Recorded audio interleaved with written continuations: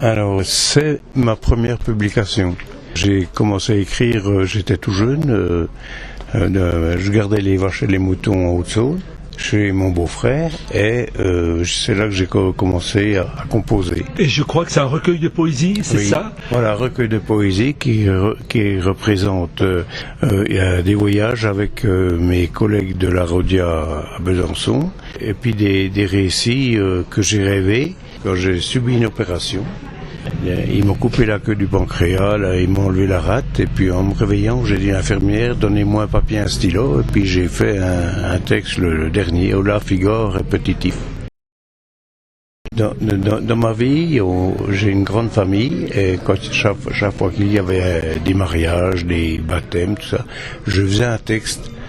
Ma nièce m'a décidé, elle m'a dit, c'est dommage que tu publies pas. Alors, j'ai dit, mais je ne sais pas comment on fait. Et elle me dit, je m'occupe de tout. Donc, ils ont trouvé l'éditeur. On est monté à Paris pour signer un contrat, et c'était il y a 1 an. Une recette, la tendresse, il faut dire que dans la poésie, c'est aussi l'âme du poète.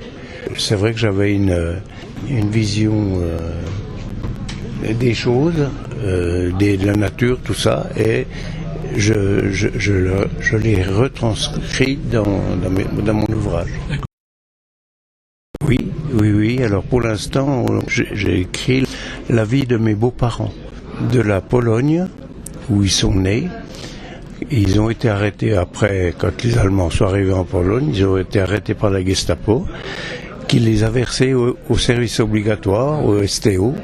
Et ils se sont trouvés dans des fermes pas très loin l'un de l'autre. Et c'est comme ça que mes beaux-parents se sont connus, dans les fermes.